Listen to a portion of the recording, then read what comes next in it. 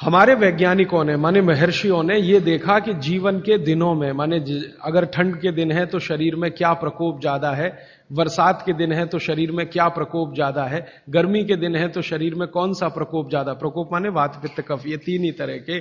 तो उनको संयमित रखने के लिए कौन सी चीजें प्रकृति ने दी हैं, तो व्यंजनों में वही चीजें डाली गई हैं। जैसे अब मैं आपको थोड़ा और स्पष्ट करता हूं, यह बात अमूर्त है लेकिन अब थोड़ी मूर्त करता हूं। सर्दी के दिनों में जितने भी त्योहार आप मनाते हैं या जितने भी त्योहारों में आप अपने जीवन को लगाते हैं, ये सब त्योहारों में आप देखो भोजन ज्यादा से ज्यादा आपके हिसाब से गरिष्ठ होता है। प्रिपरेशन कुछ इस तरह के होते हैं, जैसे आप तिल खा रहे हैं, सर्दी के दिनों में भरपूर तिल खाया जाता है और तिल के तरह तरह के व्यंजन बनाए जाते हैं। अगर आप गुजरात में रहते हैं तो अड़दिया खाया जाता है, अड़दिया। दुनिया का इससे अच्छा शायद कोई पकवान ना हो, अड़दिया जिसको कहा जाता है, उड़द की दाल का बनता है अड़दिया। ऐसे ही राजस्थान के कुछ इलाकों में विशेष पकवान है, ऐसे उत्तर प्रदेश के इलाकों में कुछ पकवान है। लेकिन अगर महसूस करें तो ये सब भारी हैं, भारी गुरुत्व है इसमें। बागभट्ट जी ने एक शब्द इस्तेमाल किया, गुरुत्व वाले पदार्थ, माने भारी हैं, आसानी से नहीं पचते, धीरे धीरे पचते। अड़दिया तो आसानी से नहीं पचेगा, तिल की चीजें भी आसानी से नहीं पचने वाली हैं। लेकिन जिन दिनों में हम ये खा रहे हैं उन दिनों में शरीर के लिए यही अच्छा है कि कोई चीज आसानी से ना पचे, धीरे धीरे पचे, देर में पचे। क्यों? अब ये ठंडी के दिन होते हैं तो ठंडी के दिनों में शरीर में पित्त जो है ना थोड़ा कम होता है, पित्त थोड़ा कम होगा, वात ज्यादा बढ़ा हुआ रहेगा और कफ सबसे ज्यादा बढ़ा हुआ रहेगा ठंड के दिनों में।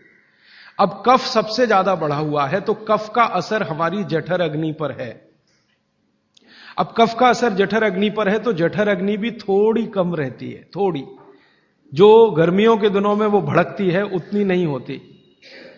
तो अगर आपकी जठर अग्नि कुछ कम है, कफ के प्रभाव में है, तो आप भोजन भी ऐसे खाइए जो तुरंत पचने वाले नहीं है, धीरे धीरे पचने वाले हैं, ताकि जठर अग्नि उसके साथ मेल कर ले अपनी गति का।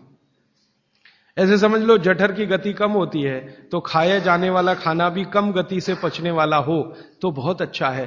तो सोच समझकर यह तय किया गया कि सर्दी के दिनों में तिल खाना है, सर्दी के दिनों में मूंगफली खानी है, सर्दी के दिनों में गुड़ खाना है, सर्दी के दिनों में घी सबसे ज्यादा खाया जाता है। और आपने अक्सर वैद्यों से सुना होगा सेहत बनानी है तो यही दिन सबसे अच्छे हैं, माने खूब अच्छा अच्छा खाओ। और भगवान का दिया हुआ भी इन महीनों में भरपूर होता है, तिल भी इन्हीं महीनों में आते हैं, मूंगफली भी नई इन्हीं महीनों में आती है, चने भी इन महीनों में नए आते हैं। तो अच्छा खाना खाने का समय यही माना जाता है सर्दियों का। और अच्छा खाना वो जो गुरुत्व वाला है, गुरुत्व वाला वो जो थोड़ा धीरे धीरे धीरे धीरे पचता है। तो कितना बड़ा मेल बिठाकर हमारे लोगों ने हमारे व्यंजनों को त्योहारों के साथ जोड़ा।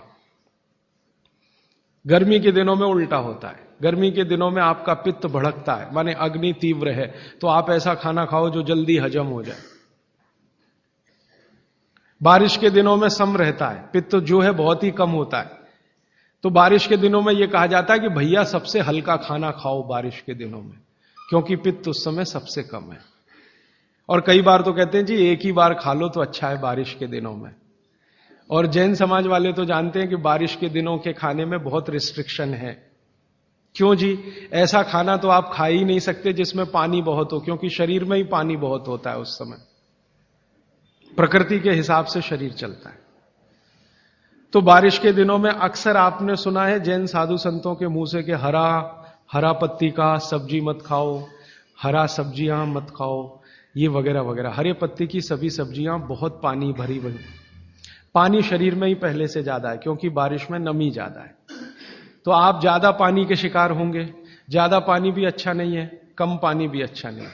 तो इसलिए साधु संत जो कहते हैं वो भी कुछ विज्ञान के आधार पर कहते हैं। बस अंतर इतना ही है कि हमारे दिमाग में क्यों इतना गहरा घुसा हुआ है कि जब तक क्यों एक्सप्लेन कोई नहीं करता हम ना उसकी बात सुनते हैं ना मानते। तो अपने देश में बागभट्ट जी के अनुसार वात की चिकित्सा जिंदगी भर अच्छी रहे आपकी, तो तेल शुद्ध खाइए, ये एक सूत्र। अब